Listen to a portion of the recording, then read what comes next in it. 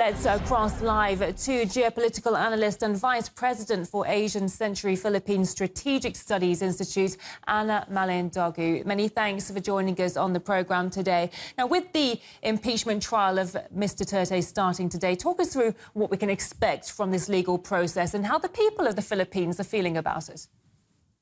Yeah, thank you, Nikki, for inviting me to this program. At the moment, yes, the impeachment trial of the Vice President of the Philippines has started today at around 2 p.m. So far, the Vice President was represented by her counsel, and of course, the prosecution was present. And I think it was much more a legal choreography today because the Senate formally sits as an impeachment court, and then the prosecution on the side of the House of Representatives and some private prosecutors they presented the Articles of Impeachment, which you have mentioned earlier, and that is 4. You have the misuse of confidential funds, you have the unexplained wealth, and the third one is bribery, graft, and corruption, and the fourth one is the grave threats to the president, the wife, and of course the former Speaker of the House. So these are the Articles of Impeachment.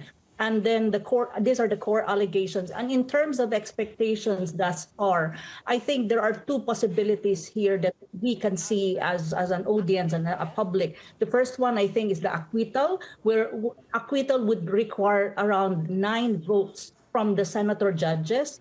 And then conviction, meaning removal from office of the Vice President, will require 2/3 votes of the total number of senators, and that would be 16, because the total number of senators based on the 1987 Constitution is 24. So this would be a very sensitive, very critical legal and political process, because as far as the Philippines is concerned, if you observe in history, impeachment trial is not necessarily a legal process, to be very frank. It's always a political process. And of course, there will be political maneuvering from both sides. And it's very crucial for the public, especially the Filipino public, to look at this in terms of, evidences. Because at the end of the day, though it's a political process, I would believe there's still a constitutional procedures and rules that needs to be observed by the court itself, which is the Senate. And I think there are 3 questions that are very, very important that the public, including the international community, should be looking at. The first one is,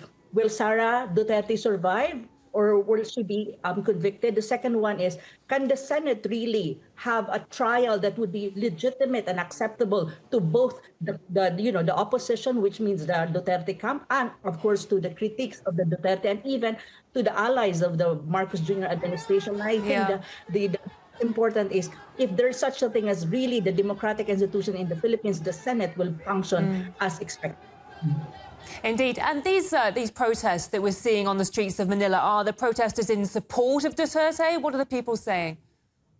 Yes, I think there are two factions right now. There are protesters coming from the side of the Duterte camp, and of course there will be anti-Duterte camp who are also protesting and supporting the impeachment trial, and of course calling for the Vice President to be convicted. But of course the Duterte camp would say no, and they would want, of course, an acquittal. But this is really the dynamics of the Philippines at the moment. There are 2 opposing very big political factions coming from the Duterte, and of course from the supporters of the current administration, and of course from the anti-Duterte political camp.